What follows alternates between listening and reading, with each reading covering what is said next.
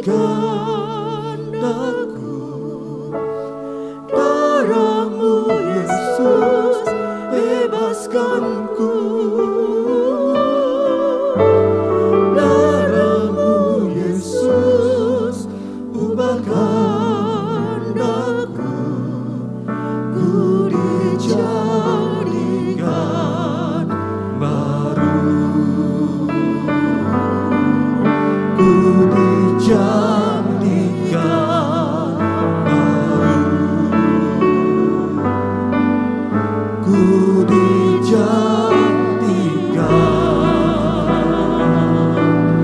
baru.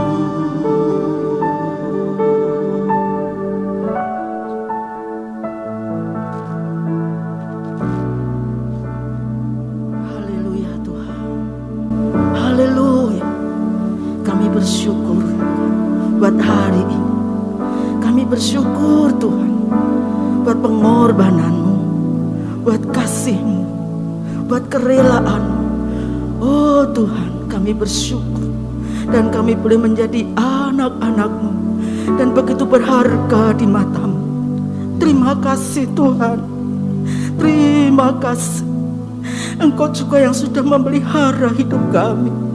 Engkau yang menyertai kami. Terima kasih buat penyertaan-Mu. Terima kasih buat kesetiaan-Mu, buat kasih-Mu Tuhan. Kami bersyukur.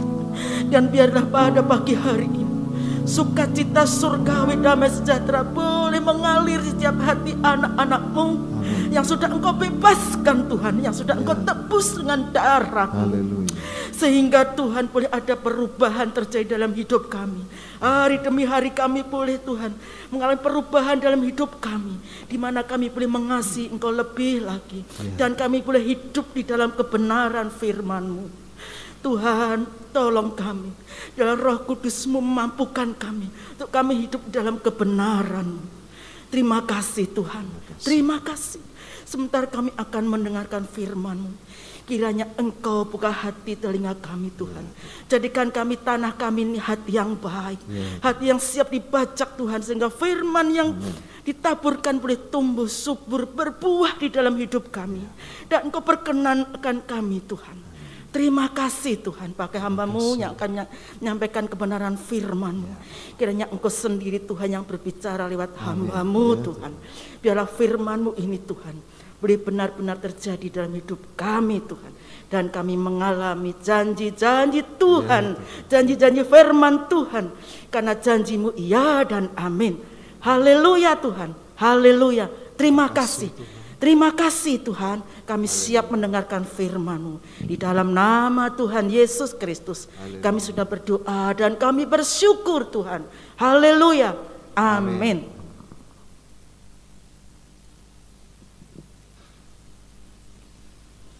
Ya, puji Tuhan, shalom. Haleluya, kita bertemu kembali pada hari ini ya, saudaraku. Bapak Ibu Saudara yang saya kasihi, kalau Anda ingat, saya pernah menyampaikan bahwa perayaan Paskah yaitu peringatan wafat Tuhan dan juga kebangkitan Tuhan kita Yesus Kristus itu jauh lebih penting daripada perayaan Natal. Sebab karena kematiannya lah, karena wafatnya lah kita ditebus dari dosa. Yesus boleh lahir, tapi kalau dia tidak pernah mati, kita masih orang berdosa. Dan oleh kebangkitannya juga kita menjadi orang yang dibenarkan, ya, yang mengakui kita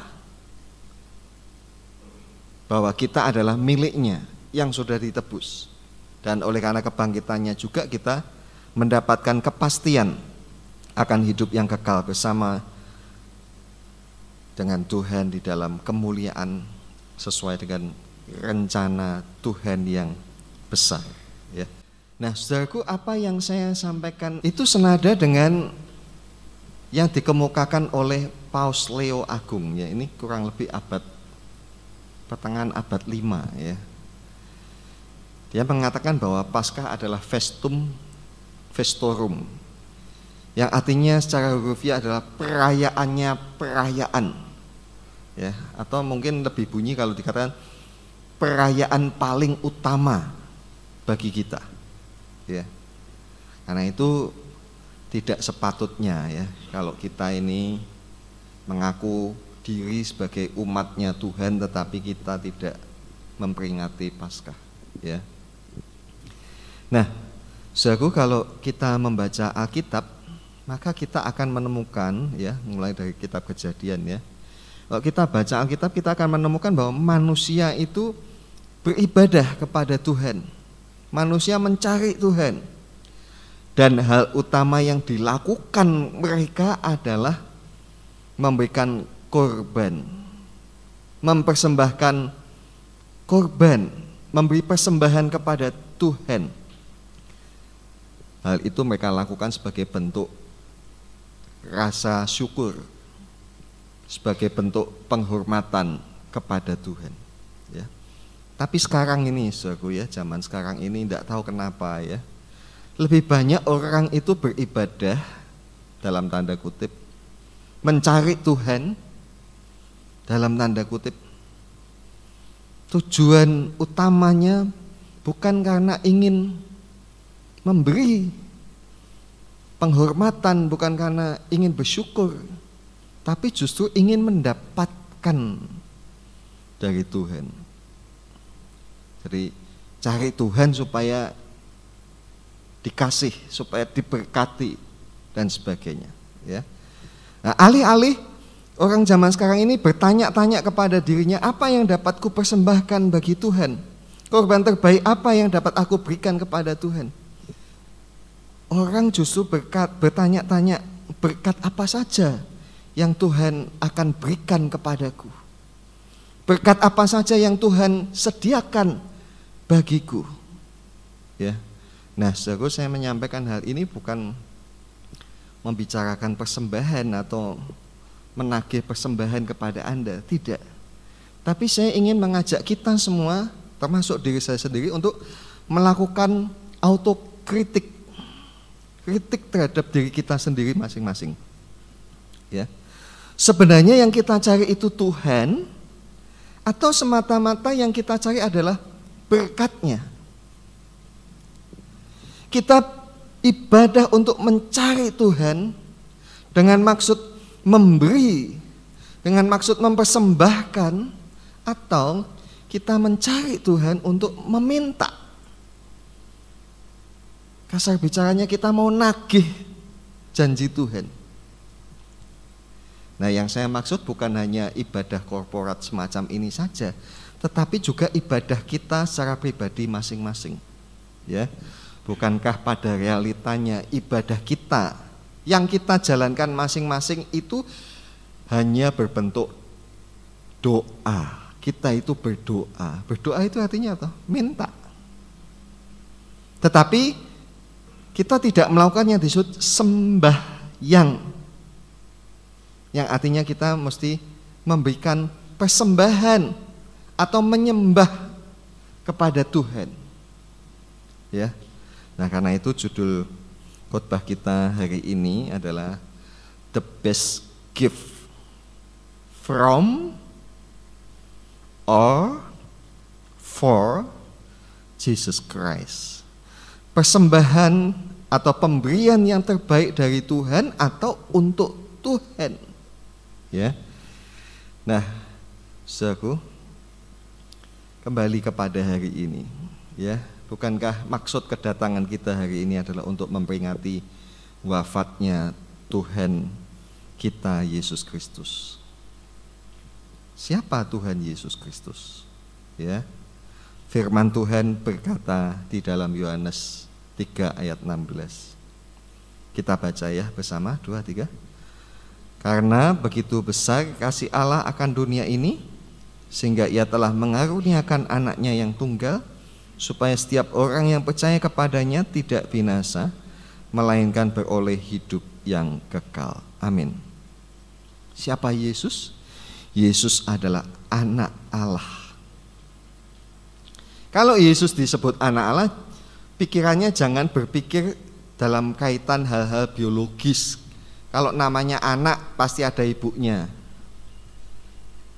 Ini pikiran yang sempit.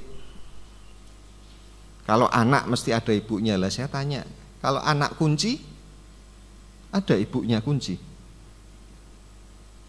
Anak panah, apa ada ibu panah? Tidak ada. Betul tidak? Ya.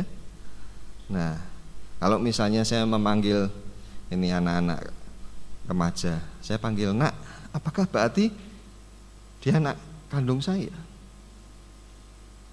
Kan tidak. Ya. Begitu pula kalau dikatakan anak Allah, ya, pikirannya jangan berpikir, lah kalau Allah punya anak berarti istrinya siapa? Lalu kemudian menjadi penistaan seperti yang dilakukan orang itu. Kalau Yesus anak Allah, siapa bidannya katanya? Ya. Nah, saudaraku, Allah memberikan Yesus untuk menjadi korban, untuk menjadi tumbal pembayaran dosa manusia. Supaya apa? Supaya manusia diselamatkan. Ya. Mestinya karena dosa manusia dihukum, masuk ke dalam api neraka. Tetapi dengan korban Yesus, dengan tumbal yang dilakukan oleh Yesus, Dia membayar dosa kita supaya kita tidak binasa masuk ke dalam api neraka. Sebab dosa kita dibayar oleh pengorbanan Kristus. Nah, dari hal itu jelas ya, Allah itu sudah memberi kepada kita manusia, ya, satu pemberian, satu anugerah, bahkan anugerah yang terbesar. Ya, anugerah itu apa, saudara? Anugerah adalah pemberian yang sampai kapanpun, pemberian yang hal itu, semacam itu tidak dapat kita usahakan dengan kekuatan kita atau dengan kemampuan kita. Itu namanya anugerah. Sampai kapanpun kita tidak bisa mewujudkan itu. Ya. Nah, itu yang disebut anugerah. Nah, anugerah yang terbesar itu apa? Dia berikan kepada kita anaknya, Yesus Kristus, supaya kita dilepaskan dari status kita yang berdosa. Kita dikasih status baru, orang benar. Dari berdosa menjadi bersih, ya, menjadi kudus, ya. Darah Yesus menguduskan kita, supaya dengan itu kita punya akses, punya izin untuk mendekat kepada Allah. Kenapa? Karena Allah itu suci. Siapa yang mau mendekat ya harus suci. Nah, siapa yang bisa suci dari antara kita? Tidak ada, kecuali kita disucikan. Nah, itu peran darah Yesus. Ya, ingat, dosa membuat Adam harus berpisah dari Allah. Ya, nah, bukan hanya Allah saja yang memberikan anugerah kepada kita manusia, tetapi juga Kristus. Kenapa? Karena Dia rela memberikan dirinya kepada kita untuk menjadi tumbal. Ya, bayangkan, Allah bisa saja kasih Yesus, tapi kalau Yesusnya tidak rela, ya, Dia rela memberikan dirinya, ya, menjadi tumbal untuk dosa kita. Kita yang berbuat, tetapi Dia yang dihukum, menggantikan kita. Bahkan hukumannya hukuman mati. Supaya apa? Supaya dengan itu Dia bisa turun ke dalam alam maut, menggantikan kita. Bahkan sebelum Dia mati, tubuhnya diremukkan. Untuk apa? Menjadi bayaran pengganti sakit penyakit kita. Ya, mari kita membaca Yesaya 53 ayat 4 dan 5. 2, 3. Tetapi sesungguhnya penyakit kitalah yang ditanggungnya, dan kesengsaraan kitalah yang dipikulnya. Padahal kita mengira Dia kena tulah, dipukul dan ditindas Allah. tetapi dia tertikam oleh karena pemberontakan kita. Dia diremukkan oleh karena kejahatan kita. Ganjaran yang mendatangkan keselamatan bagi kita ditimpakan kepadanya, dan oleh bilur-bilurnya kita menjadi sembuh. Amin. Ya. Ayat ini cocoknya yang ngomong memang orang Yahudi, karena mereka lah yang menjadi pelaku. Ya. Sesungguhnya penyakit kita lah yang ditanggungnya, kesengsaraan kita lah yang dipikulnya, padahal kita, orang Yahudi, mengira dia kena tulah, dipukul dan ditindas Allah. Tetapi dia tertikam oleh karena pemberontakan kita, dia diremukkan oleh karena kejahatan kita. Ganjaran yang mendatangkan keselamatan bagi kita ditimpakan kepadanya, dan oleh bilur-bilurnya kita menjadi sembuh. Amin. Ya, kita yang saat ini mungkin punya pergumulan sakit, kita juga mesti percaya bahwa tubuhnya Tuhan sudah diremukkan untuk bayar penyakit kita. Ya, kalau kita sakit kan mesti bayar, ya. Ke dokter, beli obat, terapi, ya, dan belum tentu sembuh, ya. Tapi Tuhan sudah menyerahkan tubuhnya untuk diremukkan, ya, dihajar dengan cambuk. Kenapa Yesus mesti dicambuk sampai remuk begitu tubuhnya? Ini jawabannya, untuk membayar penyakit kita, ya. Dan dia mati oleh karena pemberontakan kita kepada Tuhan, ya. Nah, saudaraku, kita manusia yang berdosa ini telah menerima anugerah. Yang tadi saya sebutkan, anugerah adalah pemberian yang selamanya tidak dapat kita dapatkan dengan usaha atau kemampuan kita sendiri. Sampai kapanpun kita tidak bisa mewujudkan hal itu. Jadi kalau ada orang ngasih sesuatu sama kita, ya, sesuatu itu dikasih kepada kita yang kita sendiri tidak mungkin udah bisa beli atau bisa bayar, itu namanya anugerah. Nah, keselamatan, pengampunan dosa itu kita tidak bisa beli, kita tidak bisa bayar. Mustahil kita bisa bayar, ya, dengan amal, perbuatan, ibadah, puasa, dan sebagainya. Tidak bisa. Karena untuk ibadah dan sebagainya itu pun kita dalam kondisi kotor. Hanya oleh korban Yesus kita dilayakkan. Nah, saudaraku, kita dikasih anugerah keselamatan, anugerah untuk mendekati Tuhan, anugerah kesempatan untuk kita bisa menjadi anak-anak Allah, dan anugerah yang sekarang juga sudah boleh kita jalani, yaitu apa? Memanggil Allah sebagai Bapa. Cuman kita loh yang memanggil Tuhan pencipta itu Bapa, ya, anugerah, ya. Dan sebagai penerima anugerah, apa yang mestinya kita lakukan, ya? Nah, karena itu mari kita belajar dari Maria yang di Betania, ya. Kita akan membaca Yohanes pasal 12 ayat 1 sampai ayat yang ke-8, ya. Ini ayat 1 kemarin kita baca pada waktu Minggu Palem kemarin, ya. Kita baca ayat 1 sampai 8, 2, 3. 6 hari sebelum Paskah, Yesus datang ke Betania, tempat tinggal Lazarus yang dibangkitkan Yesus dari antara orang mati. Di situ diadakan perjamuan untuk dia, dan Marta melayani. Sedang salah seorang yang turut makan dengan Yesus adalah Lazarus. Maka Maria mengambil setengah kati minyak narwastu murni yang mahal harganya, lalu meminyaki kaki Yesus dan menyekanya dengan rambutnya, dan bau minyak semerbak di seluruh rumah itu. Tetapi Yudas Iskariot, seorang dari murid-murid Yesus yang akan segera menyerahkan dia, berkata, "Mengapa minyak narwastu ini tidak dijual 300 dinar dan uangnya?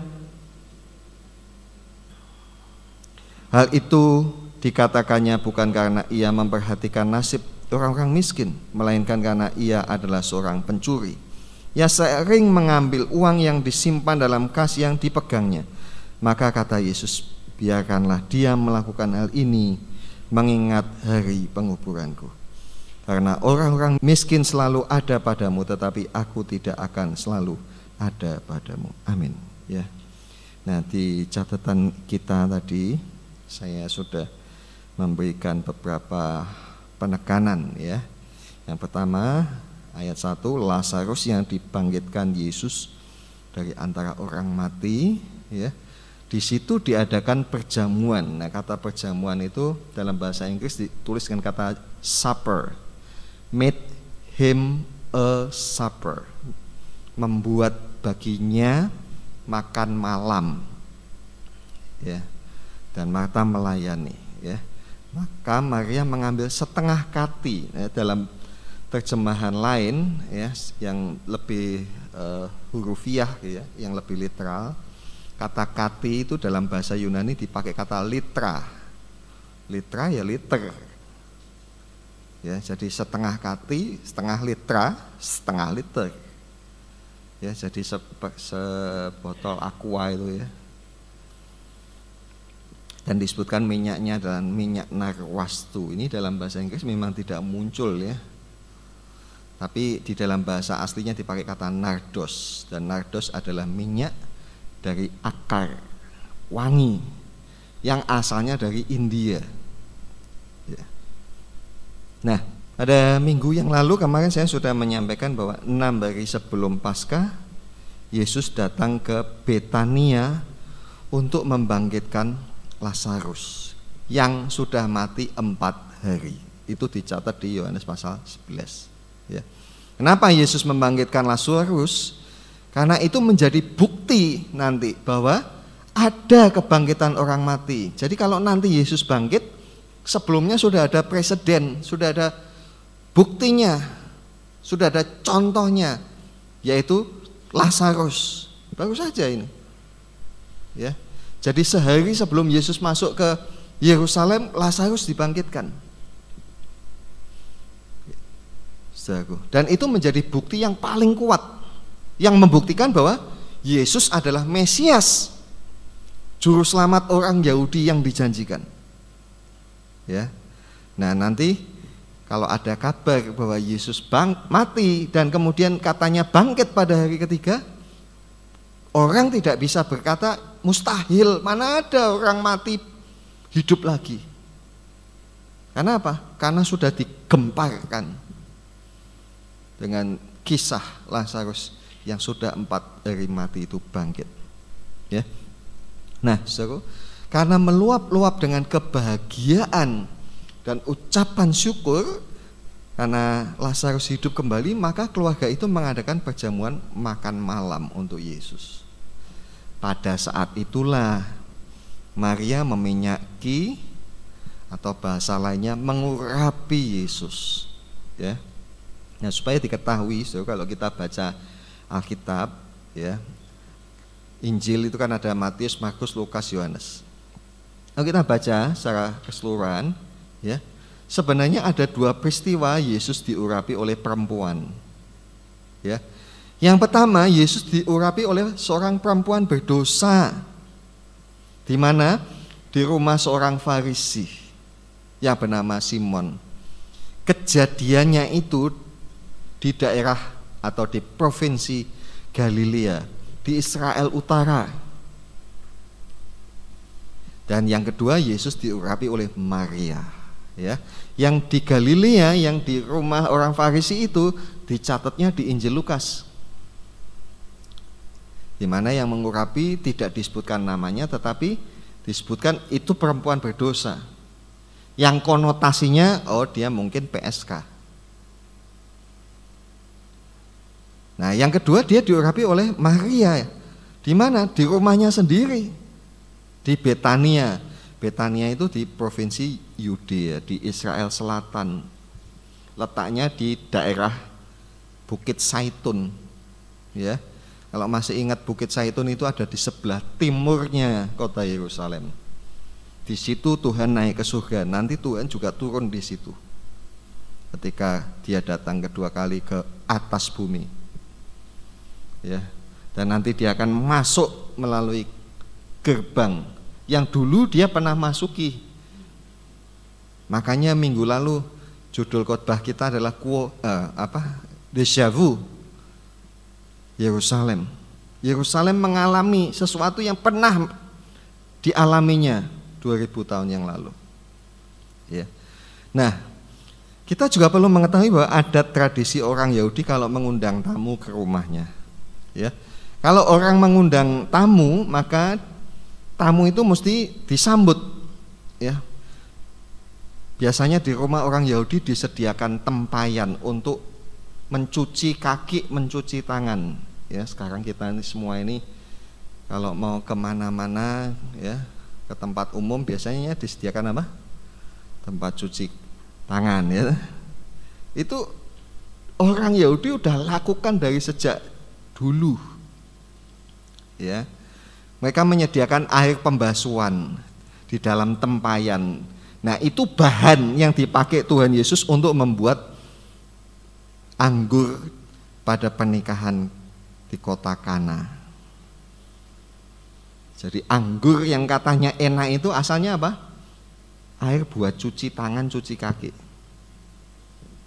Ya.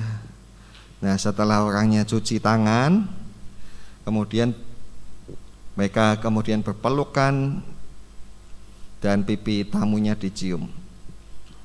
Setelah itu kemudian tamunya dikasih minyak.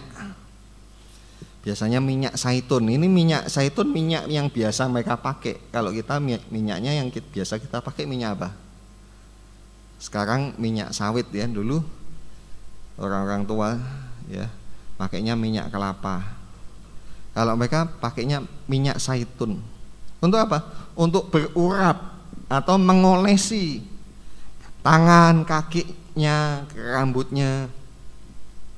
Karena apa? Karena di sana kan cuacanya ekstrim begitu ya.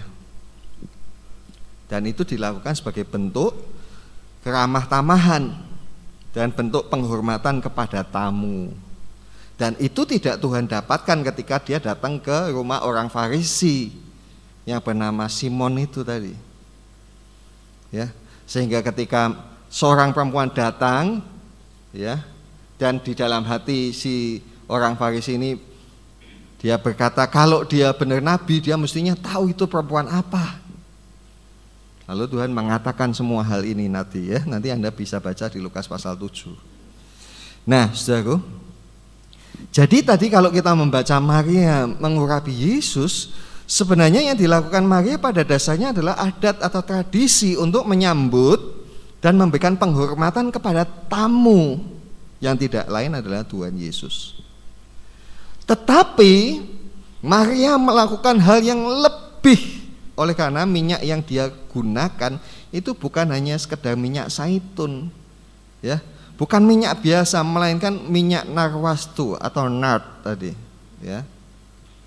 Nah, minyak ini adalah minyak wangi import dari India, ya. Jadi zaman itu ya sudah ada perdagangan ya antara Israel, India ya. Dan kalau kita ngerti sejarah gereja yang ada di India itu juga sudah tua ya. Pelopornya siapa yang buka pertama kali gereja di India? Rasul Thomas yang meragukan Yesus bangkit. Itu dia yang berangkat ke India memberitakan Injil di sana. Ya. Nah, minyak ini harganya sangat mahal. Ya, harganya sama dengan upah orang bekerja selama 1 tahun. Loh, kok tahu dari mana Pak? Loh, kan kita baca itu di Injil. Ya, pekerja seorang tuan mencari beberapa orang pengerja. Berapa gajinya? 1 hari 1 dinar. Yang datang pagi, yang datang agak siangan, yang datang siang, yang datang sore, semuanya dikasih 1 dinar. Jadi kalau 300 dinar kan berarti 300 hari orang kerja, ya, gaji 1 tahun itu, ya. Nah itu sebabnya tadi kalau kita membaca di ayat 7, tadi saya kasih catatan di ayat 7 di dalam tanda kurung, ya. Dalam terjemahan baru dikatakan biarlah dia melakukan hal ini mengingat hari penguburanku. Dalam bahasa Indonesia yang lebih literal bunyinya adalah biarkanlah dia karena dia telah menyimpannya untuk hari penguburanku. Ya, dia telah menyimpan, ya. Dalam menyimpan ini kan terlalu rufiah, ya. Dia sudah nyelengi, dia sudah nyimpen uang itu untuk apa? Untuk hari penguburanku. Tuhan berkata demikian. Ya. Nah, saya menduga ya saudaraku ya. Walaupun banyak penafsir Alkitab tidak mengatakan hal ini, tetapi saya mempunyai tafsiran bahwa Maria itu beli minyak tadi sebenarnya sedianya untuk meminyaki jasad daripada Lazarus. Tetapi karena satu dan lain hal itu tidak sempat terjadi. Ya mungkin ini kan tadi saya katakan ini barang import. Cari barang import tentu kan tidak gampang begitu. Sehingga kemudian tidak jadi dah dikasihkan Lazarus. Ditambah lagi Lazarusnya kemudian bangkit dan hidup lagi. Dan yang menghidupkan adalah Tuhan Yesus. Jadi dapat diyakini ya, sosok Maria ini adalah seorang pribadi yang penuh dengan kasih. Dia orang yang mengasihi saudara-saudaranya. Dia mengasihi Marta, dia mengasihi Lazarus kakaknya. Dan karena begitu kasih, begitu sayang kepada saudaranya ini, Maria rela memberi minyak wangi terbaik untuk meminyaki jasadnya Lazarus. Ya, dia beli yang paling mahal. Sedangkan pada umumnya orang Yahudi ya, itu memang meminyaki jenazah dengan apa? Dengan minyak mur dicampur minyak garu. Itu biasanya dilakukan untuk meminyaki tubuh orang Yahudi supaya ya tidak bau gitu loh ya. Karena orang Yahudi kan juga terpengaruh oleh budaya Mesir. Ya, kalau kita baca tentang bagaimana orang Mesir mati ketika Yakub, Yusuf mati, itu kan dirempah-rempah ya. Nah, tapi biasanya itu tadi orang Yahudi cuma pakai minyak mur dan campuran minyak garu, seperti yang disiapkan Nikodemus untuk meminyaki jasad Tuhan Yesus. Dia siapkan 50 kati minyak mur campur garu ya. Anda bisa baca di Yohanes 19 ayat 39. Tadi setengah kati, ini 50 kati, berarti berapa kalinya? Ayo matematika. Maria kasih setengah, itu kasih 50, jadi berapa kali? 100 ya, 2/1 kali 50, 100 kalinya itu ya. Jangan dilihat, oh ini lebih gede nih, 50 liter, ini cuma setengah liter.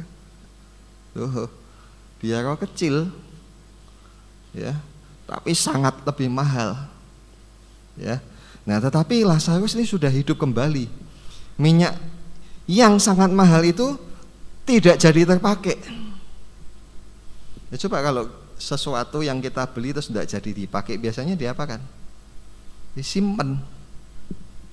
Ini Maria enggak. Dia justru curahkan ya, minyak itu dicurahkan ke atas kepala Tuhan Yesus. Ya, kalau Anda membaca di Matius dan di Markus, Yesus diurapinya di kepala. Kalau kita membaca Yohanes kok diurapinya di kaki? Ya logikanya aja. Minyaknya berapa liter tadi? 0,5 liter. Jadi kalau dicurahkan dari kepala ya bisa sampai kaki. Ya, sekujur tubuh. Ya.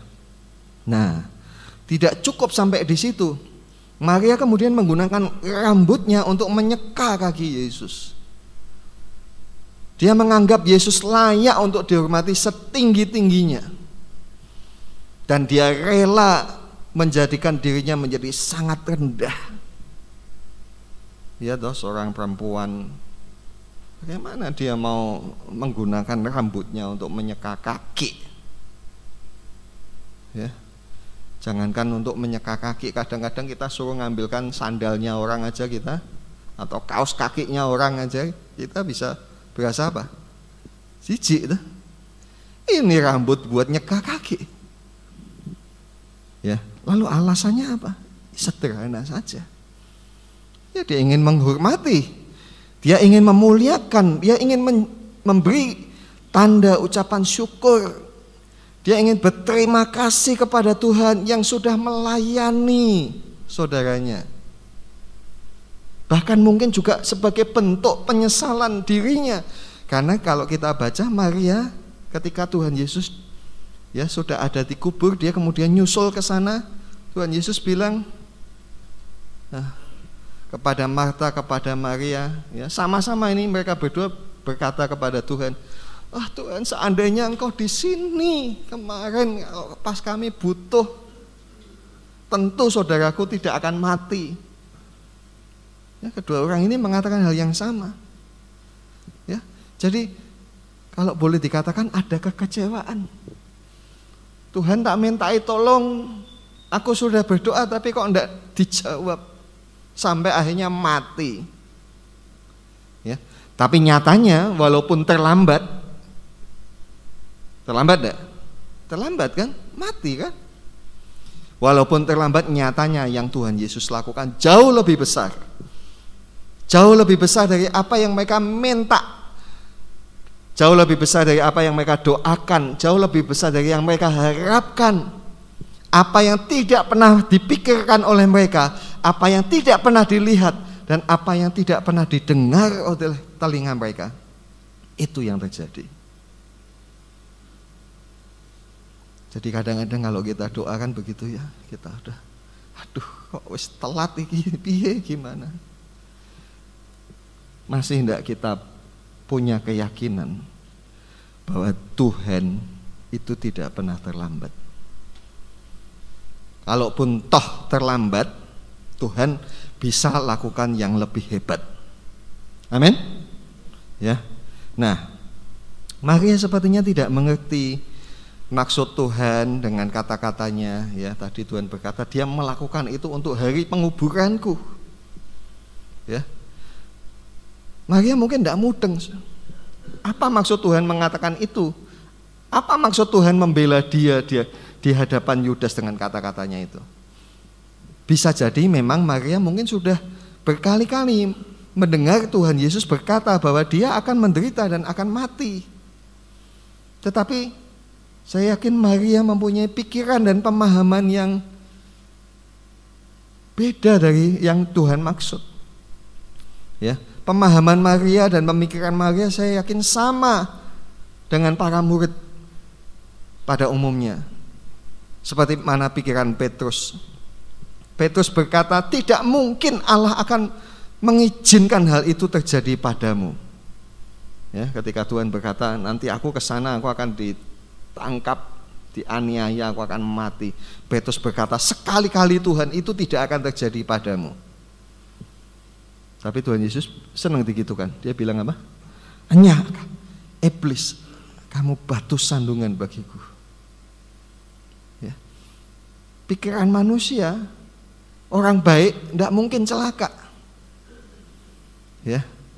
Nah, saya yakin Maria juga punya pikiran yang sama. Dia juga tidak paham. Dan kalau kita membaca dalam Injil Yohanes, seringkali ditulis klausa bahwa murid-murid tidak tahu, mereka tidak mengerti. Tapi setelah Yesus dimuliakan, mereka baru mengerti bahwa mereka telah melakukannya untuk Tuhan, seperti waktu mereka disuruh mengambil keledai itu. Ya, mereka semua tidak paham apa yang Tuhan katakan. Ya, jadi Maria saya yakini juga dia tidak ngerti apa yang Tuhan maksud, bahwa dia melakukannya untuk hari penguburan Tuhan. Ya, nah pada sisi Tuhan kita mesti mengerti bahwa Tuhan itu tahu kapan hari dia akan mati, jamnya pun dia akan tahu. Ya, dia tahu bahwa waktu kematiannya adalah menjelang petang, ketika orang Israel akan merayakan Paskah. Karena semua memang precisely desain, ya, didesain secara persis seperti Paskahnya orang Yahudi. Ya, anak domba itu disembelih pada tanggal 14 waktu petang, menjelang masuk tanggal 15. Tuhan Yesus ya begitu. Ya, dia mati hari Jumat siang itu, mau masuk hari Sabat, orang merayakan Paskah. Dan Tuhan tentu tahu tidak cukup waktu bagi murid-murid untuk menguburkannya dengan layak sesuai dengan adat orang Yahudi. Ya. Nah, karena itu Tuhan Yesus menerima pengurapan yang dilakukan Maria sebagai tanda dari Allah, bahwa memang dia diurapi untuk jadi juru selamat. Dia diurapi untuk menjadi penebus dosa. Kasar bicaranya, dia diurapi memang untuk mati. Ya, ketika Maria mengurapi itu, Tuhan jadi lebih paham. Berarti memang aku harus mati. Ya. Nah, bisa jadi ya, karena minyaknya itu sangat mahal, bekas aroma minyak itu masih membekas pada tubuh Tuhan Yesus pada saat dia disiksa. Ya. Ketika dia disiksa, ya, darah mengucur dari sekujur tubuh, ya. Kepalanya kan dikasih apa? Mahkota duri. Saudara tahu bagian kepala ini syaraf, pembuluh-pembuluh darahnya ini halus sekali. Ya, saya pernah jatuh sini sobek. Ini sukar untuk berhenti. Jadi kalau pelipis atau keningnya Tuhan Yesus ini dikenai mahkota duri, ada yang nancep di sini. Itu saya yakin darah ya ngucur terus. Ya, belum lagi sekujur tubuh yang dipukuli hancur. Ya, pasti bau anyir darah itu sangat kuat. Ya, tapi justru ketika Maria ini beberapa hari yang lalu mengurapi tubuh Yesus dengan minyak narwastu yang murni, darah itu justru menyegarkan aroma narwastu. Keluar lagi saya yakin. Dan aroma narwastu itu juga meneguhkan hati Yesus untuk terus maju. Walaupun sakit, dia harus tahan, dia terus maju. Bisa bayangkan, so? Bukankah yang dilakukan oleh Maria ini satu persembahan yang sangat berharga bagi Tuhan Yesus? Ya, dia kembali dikuatkan ketika dia mengucurkan darah. Ya, minyak itu bekasnya kembali semerbak, dan itu meneguhkan, menguatkan hati Tuhan Yesus. Saudaraku, ketika saya tulis ini, saya juga terbayang apa yang Tuhan Yesus alami. Itu sebabnya Tuhan begitu tabah, ya, karena perbuatan Maria ini. Nah, kembali ke dalam ruangan tadi kita baca, seisi ruangan semerbak dengan bau narwastu. Bau itu pasti jadi kenangan. Coba kalau kita bau sesuatu, kita mesti ingat, tak? Ya, coba kita itu bau kepada ini misalnya bunga apa itu namanya, sedap malam, ya. Ya, aroma sedap malam itu. Tiba-tiba pikiran kita karena ingat apa? Oh, ingat itu dulu orang tua kita meninggal. Ya, aroma itu membangkitkan ingatan. Sama seperti lagu yang membangkitkan ingatan, benar enggak? Nah, ingatan itu yang direkam oleh para murid, khususnya oleh Yohanes.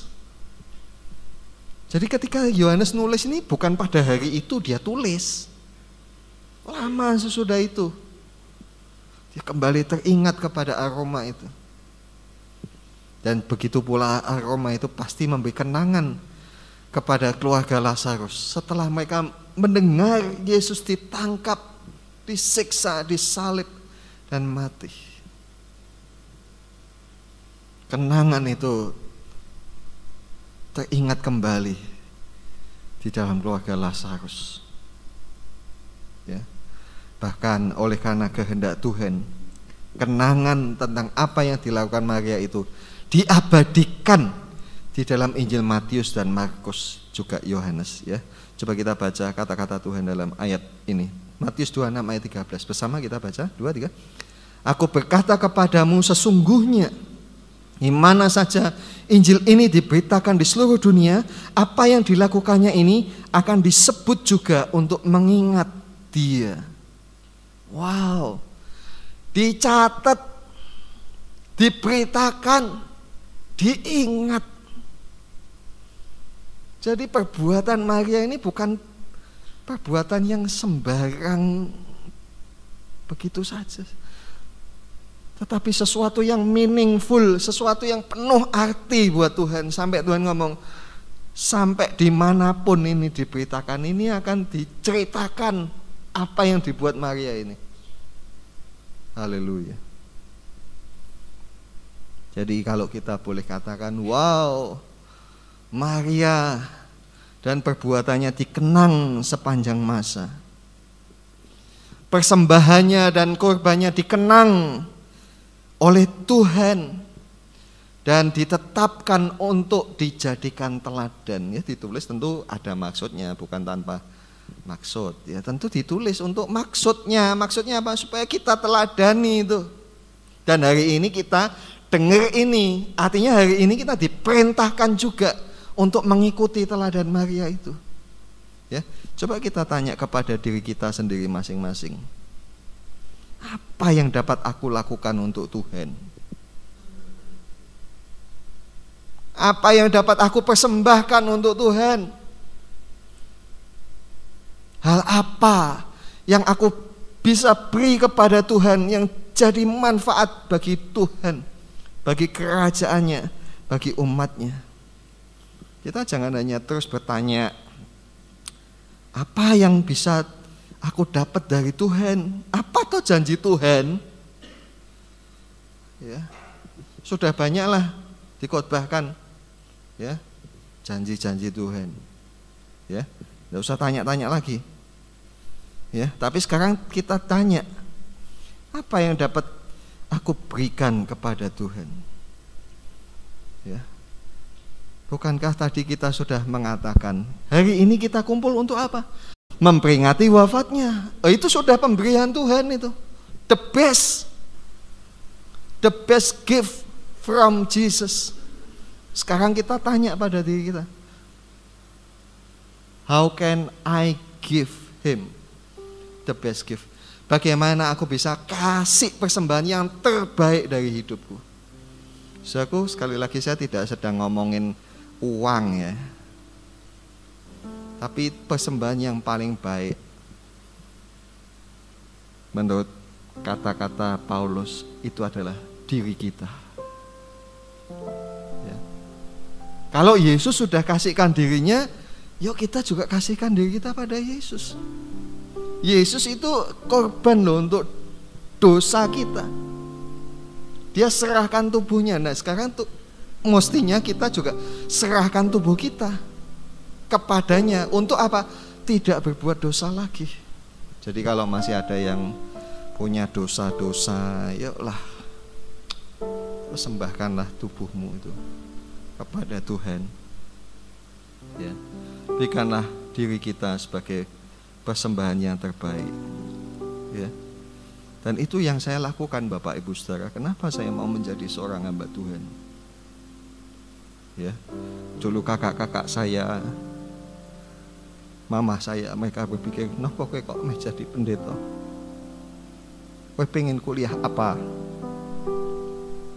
Ya, sebelum saya terima panggilan Tuhan, saya berkata kepada mereka, aku mau kuliah komputer. Karena memang sejak SMP itu saya belajar banyak, ya, ikut les, ya. Tapi karena kondisi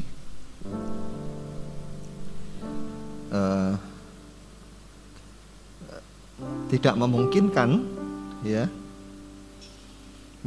keluarga saya menyangka bahwa karena putus asa tidak bisa kuliah itu, terus milih jadi pendeta. Bukan, ya. Saya ingin melayani Tuhan karena Tuhan sudah melayani hidup saya, memenangkan saya dari kebinasaan. Mari kita juga belajar, ya, tinggalkanlah dosa, minimal itu. Jangan terus tinggal dalam dosa, jangan terus lakukan. Kalau engkau bisa memberikan hidupmu, Tuhan akan berkenan, ya. Apalagi engkau bisa memberikan hidupmu melayani Tuhan, itu hal yang luar biasa, ya. Karena itu juga sedih, ya, kalau Anda kita ajak melayani, Anda banyak menolak, Anda mengatakan alasan-alasan. Dalam hati saya keliru. Lihat Yesus yang rela, ya. Dan hal-hal yang lain, tenaga, pikiran, termasuk juga keuangan kita memang, ya. Kita kadang-kadang terlalu pelit, ya. Kita kadang berpikir, yang biasa lah, yang sederhana aja, enggak usah yang mahal-mahal. Ini mirip pikirannya Yudas, maaf ya, seolah-olah tidak layak Tuhan itu terima yang paling baik, ya. Coba kita belajar menghormati Tuhan. Mari kita berdiri.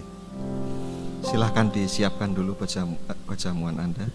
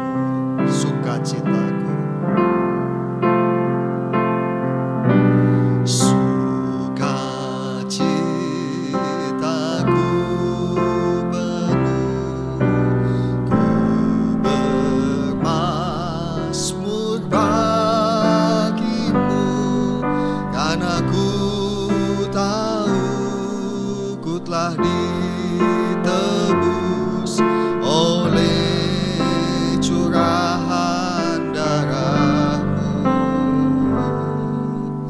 Ku bermazmur bagi-Mu, ku memuji nama-Mu, karena ku tahu ku berkemenangan oleh curahan darah-Mu.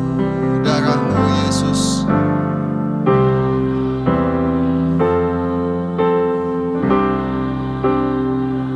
Agungkan Dia. Mari kita angkat tangan kita. Darah-Mu Yesus, ubahkan daku, ku dijadikan baru. Sekali lagi, darah-Mu Yesus, darah-Mu Yesus, sucikan daku, darah-Mu Yesus, bebaskanku, darah-Mu Yesus, ubahkan daku, ku dijadikan baru, ku dijadikan baru, ku dijadikan baru. Sembah Tuhan, bersyukurlah, berilah hormat pujian-Mu pada Tuhan, Tuhan yang layak ditinggikan.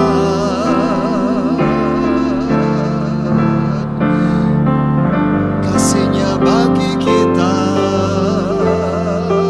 Dia selamatkan hidup kita, Dia sayangkan nyawa kita.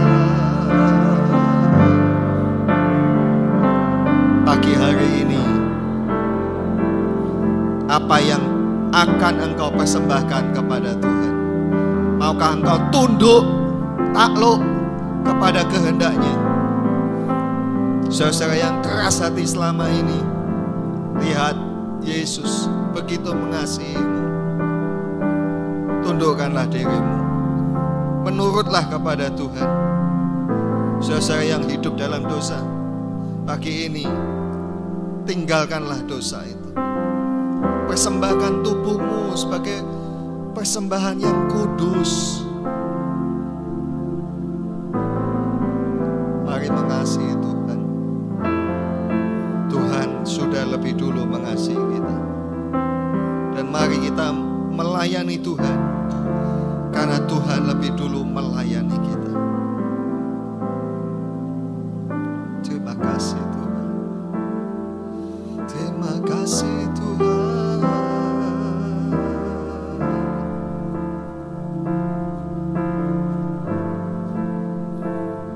Haleluya. Mari kita masing-masing berdoa. Minta ampun. Minta ampun sama Tuhan. Dan mari belajar mengasihi Tuhan. Kita mencari Dia, mestinya kita mempersembahkan, karena Dia sudah memberikan segalanya untuk kita. Tidak lagi kita bertanya-tanya apa yang Tuhan akan berikan padaku kalau aku datang, kalau aku rajin, kalau aku melayani.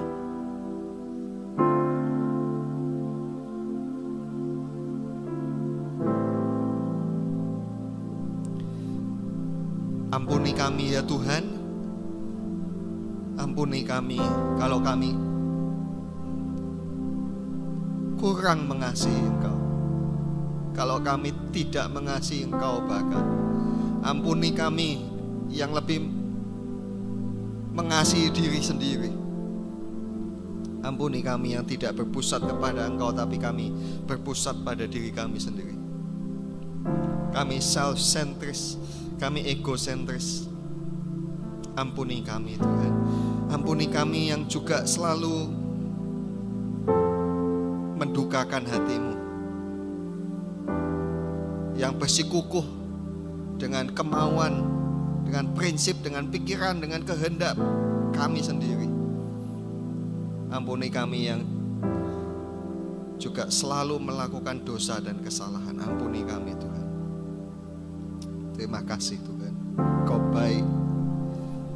Terima kasih Engkau masih kasih kesempatan pada kami untuk berubah hari ini. Tuhan, terima kasih buat firman. Ajar kami mengasihi Tuhan, sama seperti Ibu Maria yang mengasihi Engkau. Terima kasih Bapak. Dan di hadapan kami saat ini Bapak ada roti dan anggur, persembahan dari anak-anak-Mu. Biarlah roti dan anggur yang ada di tangan kami ini boleh Tuhan kuduskan, Tuhan berkati dan beri kuasa atasnya, supaya kami semua yang memakannya juga menerima kuasa kehidupan baru yang mengubahkan kehidupan kami, dan juga kekuatan kami juga untuk mengasihi Engkau. Terima kasih Bapa. Terima kasih Tuhan Yesus. Terima kasih. Mari kita angkat itu roti dan dengarkan perkataan firman Tuhan. Pada malam ketika Tuhan Yesus akan diserahkan, Tuhan mengambil roti lalu mengucapkan syukur dan kemudian memecahnya dan membagikannya kepada murid-muridnya dengan berkata, inilah dagingku, tubuhku yang diremukkan bagi kamu. Ambillah ini dan makanlah. Karena itu Bapak Ibu Saudara, bukankah roti yang kita ucapkan syukur dan yang kita pecahkan adalah persekutuan kita dengan tubuh Kristus? Amin. Dalam nama Tuhan Yesus kita makan.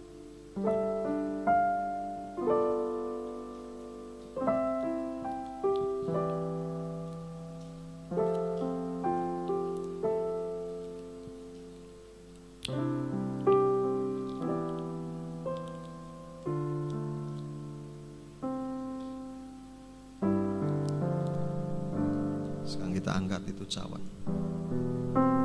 Pada malam itu juga Tuhan mengambil cawan, mengucap syukur, lalu membagikan kepada muridnya dengan berkata, inilah cawan darahku, darah perjanjian baru yang ditumpahkan untuk pengampunan dosa kamu semua. Ambillah ini dan minumlah. Karena itu Bapak, Ibu, dan Saudaraku, bukankah cawan yang kita angkat, yang kita ucapkan syukur ini adalah persekutuan kita dengan darah Kristus? Amin. Dalam nama Tuhan Yesus kita minum. Dan sesudah itu Tuhan berkata kepada para muridnya, lakukanlah semuanya ini untuk mengingat akan aku. Itu sebabnya Bapak Ibu Saudara, kita juga melakukan perjamuan kudus untuk mengingat korban Tuhan.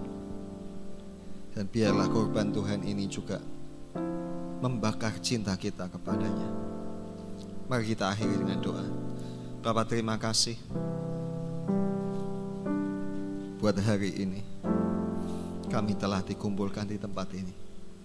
Kami telah mendengarkan suara hati-Mu. Tuhan menolong kepada kami semua. Beri kami kemampuan untuk melakukan apa yang Engkau inginkan. Terima kasih Tuhan. Kami juga percaya kepada perkataan firman-Mu, bahwa oleh bilur-bilur Tuhan juga kami disembuhkan. Kami yang punya pergumulan sakit di dalam tubuh kami, kami minta pernyataan kuasa-Mu di dalam nama Tuhan Yesus Kristus. Tuhan memberikan kesembuhan kepada kami.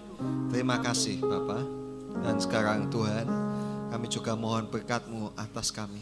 Ulurkanlah tangan-Mu kepada kami semua. Bapak, Ibu, dan Saudaraku, sekarang terimalah dari Allah Bapa kita berkat, rahmat, pertolongan, kekuatan, kesehatan, dan juga kesembuhan. Dan marilah kita selalu hidup dalam kasih Tuhan Yesus dan penyertaan Roh Kudus. Biarlah damai memenuhi hidup kita selalu. Apa yang kita buat dibuat berhasil oleh Tuhan. Dan pada akhir ibadah kami nanti ya Bapa, kami akan mempersembahkan persembahan-persembahan keuangan kami, persepuluhan kami, semuanya untuk memuliakan nama-Mu. Tidak kami tahan, tapi kami pakai untuk kemuliaan nama Tuhan. Dan firman-Mu telah menjanjikan kepada kami bahwa kami akan ditolong dan diberkati Tuhan. Terima kasih Bapa. Demi nama Tuhan Yesus kami terima semua ini. Haleluya. Amin.